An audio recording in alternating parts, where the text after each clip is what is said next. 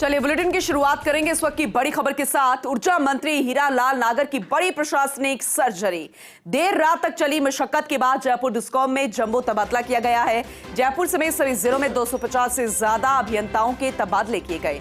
Chief engineer R K. जिनवाल को Jaipur zone का जिम्मा दिया गया, जबकि additional chief engineer RK. Meena अब मटेरियल मैनेजमेंट देखेंगे।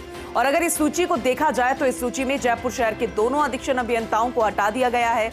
जेसीसी नॉर्थ में अशोक रावत, जेसीसी साउथ में लोकेश जैन को एसई बनाया गया और इसके साथ ही 14 अधीक्षण अभियंताओं को बदला गया है।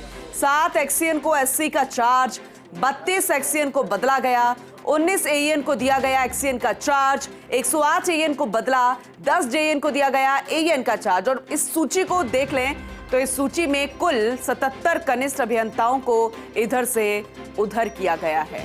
तो बहुत बड़ी ये लिस्ट तबादलों की, 250 के करीब तबादले हुए हैं। एक बार फिर से आपको विस्तार से जानकारी दे दें। वैसे जयपुर समेत सभी जिलों की हम बात करें जिसमें 250 से ज्यादा अभियंताओं के तबादले किए गए हैं। अब इसे किस नजर से देखा जाए, इसके क्या मायने हैं, क्या ये पहले से होने थे या रूटीन तबादले हैं, किस वजह से ये तबादले की गई है, ये भी पूरी जानकारी आप तक पहुंचाएंगे। लेकिन मुख्य नाम जो सामने आ रहा है वो है चीफ इंजीनियर आर.के. जिनवाल को जयपुर जोन का जिम्मा दिया गया है। ये नई जिम्मेदारी वो संभालते यहां नजर आएंगे। न्यूज रूम से हमारे वरिष्ठ सहयोगी विकास शर्मा जुड़ चुके हैं, ज्यादा जानकारी विस्तार से उनसे लेंगे। विकास जी, ये लिस्ट की जानकारी हम दे रहे हैं क्योंकि जंबो लिस्ट है, 250 से ज्यादा अभियंताओं के तबादले। इसे किस नजर से देखा जाए, इसके किस तरीके के मायने हैं, क्या रूटीन प्रक्रिया है या फिर इसके पीछे की कोई और वजह, डिटेल में बताइएगा। पूनम जी, देखिए जिस तरह से आज ये तबादला लिस्ट जारी हुई है, कल पूरी रात करीबन मान लीजिए देर रात तक इस पूरे मामले में मशक्कत की गई है। खुद एसीएस आलोक हैं, उसके अलावा राजस्थान डिस्कॉम चेयरमैन है भानु प्रताप इट्रू है, उनके अलावा जो भी एमडी है, तमाम जो लोग हैं, उनके अलावा जो तबादले जुड़े हुए अधिकारी थे, उन सभी ने देर रात तक मशक्कत की। और ऊर्जा मंत्री का स्टाफ, ऊर्जा मंत्री के स्तर पर जो पूरी कवायद की गई, उसके बाद में अल सुबह तकरीबन 250 से अधिक अभियंताओं की एक जंबो तबादला लिस्ट जारी की गई। ये तबादला लिस्ट जयपुर डिस्कॉम के लिहाज से बहुत महत्वपूर्ण है। अगर इस तबादला लिस्ट का अगर हम एनालिसिस करते हैं तो आर.के. जोनवाल को जयपुर जोनल चीफ इंजीनियर बनाया गया। इसके अलावा आर.के. मीणा जो कि जोनल चीफ इंजीनियर जयपुर थे, उनको एमएम के अंदर जिम्मेदारी दी गई। उसके अलावा बड़ा फेरबदल एक बड़ा देखा गया, उमेश गुप्ता जो कि एसी पीपीएम है, उनकी बहुत ही महत्वपूर्ण जिम्मेदारी थी। साथ में उसके अलावा कई बड़े प्रोजेक्ट थे जिनको लेकर के उन्होंने काम किया। हाल ही में भी जो एप्टेल का आदेश जारी हुआ था, उस एप्टेल के आदेश के अंदर भी उनकी महत्वपूर्ण भूमिका थी और जिसके चलते 800 करोड़ रुपए का राजस्व जो है डिस्कॉम को अर्जित होने का राह खुली है। उसके बावजूद उनको कह सकते हैं दंड के रूप में उनको यहां से भरतपुर भेजा गया है। कोई व्यक्तिगत इसमें द्वेषता बताई जा रही है, लेकिन अभी तक जो फैसला ये जो आया उसमें भरतपुर उनको भेजा गया है। बहुत बड़ा आदेश है। उसके अलावा जयपुर शहर की बात करें तो जयपुर शहर में अगर बदलाव किया, दोनों अधीक्षण अभियंता जयपुर शहर के थे, उनको बदल दिया गया है। जयपुर नॉर्थ के अंदर एस.के. राजपूत थे, उनको हटाकर उनकी जगह पे अशोक रावत को लगाया गया। इसके अलावा जयपुर साउथ में जो विजय कुमार खड़ थे, उनको हटाकर वहां पर लोकेश कुमार जैन को लगाया गया। यह महत्वपूर्ण बदलाव, क्योंकि दोनों पद जो है जयपुर शहर के लिहाज से, जयपुर शहर की बिजली आपूर्ति के लिहाज से बहुत महत्वपूर्ण है। इन दोनों पदों पर नए चेहरों को लगाया गया। इसके अलावा अगर बात करें तो बड़ी एक फेयर लिस्ट है। पूनम, अगर बात करें इस तबादला लिस्ट की तो 14 जो अधीक्षण अभियंता है उनको बदला गया है। 7 एक्सीएन जो है उनको एससी का चार्ज दिया गया है। 32 एक्सीएन जो है उनको बदला गया। 19 एएन ऐसे जिनको की एक्सीएन का चार्ज दिया गया। 108 एएन को बदला गया है।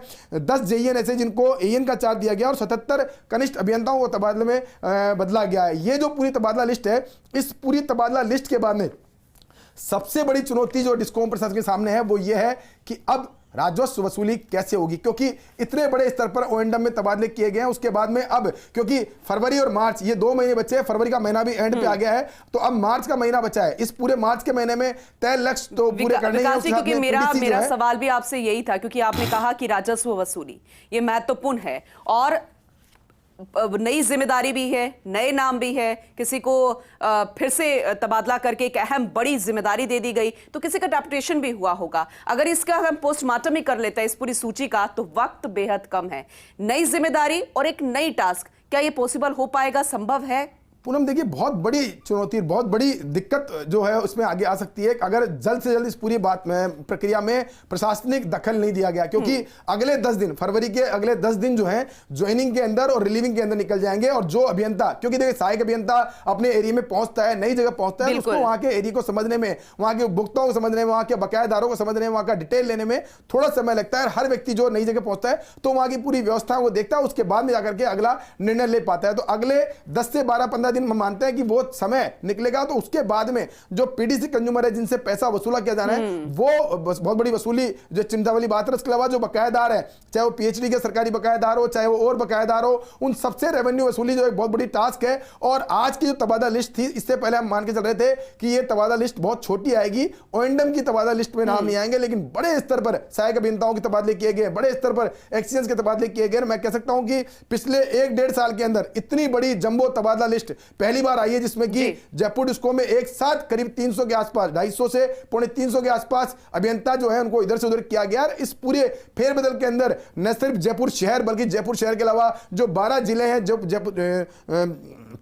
जयपुर डिस्कॉम के क्षेत्राधिकार में आने वाले 12 जिले हैं और जो नए जिले बने हैं उनको मिला के कुल बड़े स्तर पर तबादला किया गया। उसके बाद का जो इफेक्ट है वो आगामी कुछ दिनों में देखने को मिलेगा, क्योंकि बिजली आपूर्ति बहुत बड़ी चुनौती है और उसके अलावा राजस्व वसूली दूसरी चुनौती। तो इन दोनों चुनौतियों के बीच में किस तरह से ये तबादला सूची का साइड इफेक्ट नजर आता है या पॉजिटिव इफेक्ट नजर आता है, वो देखने वाली बात होगी। लेकिन अभी बहुत बड़ी चुनौती है, क्योंकि जो अभियंताओं जिनके तबादले किए गए उनको तत्काल ज्वाइनिंग कराना और उनसे काम करवाना और उनसे रेवेन्यू वसूल कराना एक बहुत बड़ी टास्क है। इसमें डिस्कॉम प्रशासन कितना सफल हो पाता है, ये देखने वाली बात है। लेकिन विकास जी, क्योंकि जैसे कि आप पूरी जानकारी विस्तार से बता रहे हैं, लेकिन एक सवाल बार बार खड़ा हो रहा है, क्योंकि ऐसा तो नहीं है कि एक्सपर्ट से राय मशवरा नहीं होगी। अब ऊर्जा मंत्री हीरालाल नागर का ये बहुत बड़ा कदम भी कह सकते हैं, चाहे हम प्रशासनिक के तौर पर देखें या फिर सरकारी तौर पर देखें, एक्सपर्ट्स होंगे। मंशा क्या रही होगी, कारण क्या रहेगा, क्योंकि जो हम डिस्कस कर रहे हैं ये तो वो भी जानते होंगे। देखिए, तबादलों को लेकर के जब नई सरकार आई थी तब से एक मैसेज था कि तबादला जो प्रक्रिया है उसको उद्योग नहीं बनाया जाए, और उसी के तहत प्रयास ये किया गया कि डिजायर जिनकी आ रही है, जनप्रतिनिधियों की डिजायर जो आ रही है उसके आधार पर तबादले किए जाए। लेकिन कुछ सुबह जब हमने बात की तो कुछ जनप्रतिनिधियों की भी नाराजगी इस पूरी लिस्ट को लेकर के सामने आई है कि उनका कहना है कि जो उनकी तरफ से जो डिजायर की गई थी वो डिजायर में उसकी पालना नहीं हो पाए। लेकिन देखिए पूनम, बहुत बड़ा काम है, बहुत बड़ा एक मशक्कत होती है इसमें, और इसमें यह नहीं है कि 300 अभियंताओं के तबादला लिस्ट जारी कर दी है। इन 300 अभियंताओं की तबादला लिस्ट जारी करने में तकरीबन 1500 से 2000 अभियंताओं का पूरा डेटा खगाला गया, क्योंकि जिसको हटाया जाता है तो उसकी जगह किसी को लगाया भी जाता है। तो ये वाइस वर्सा जो किया जाता है, चेंज किया जाता है, तो इस पूरे में पूरी गणित देखी जाती है कि आखिर इस पूरे प्रक्रिया में कहीं कोई खामी नहीं रह जाए, कोई पद खाली नहीं रह जाए। सबसे महत्वपूर्ण बात है कि ओएनडीएम का कोई पद खाली नहीं रह जाए। अगर ओएनडीएम का पद खाली रहता है तो सीधे तौर पर उस सहायक अभियंता कार्यालय की रेवेन्यू पूरी तरह से इफेक्ट हो सकती है, क्योंकि यह बिल्कुल अंतिम समय है। तो ऐसे में अब देखना यही होगा कि जो बदलाव किया गया है इसका क्या असर आगामी दिनों में पड़ता है। लेकिन सबसे बड़ी चुनौती यही है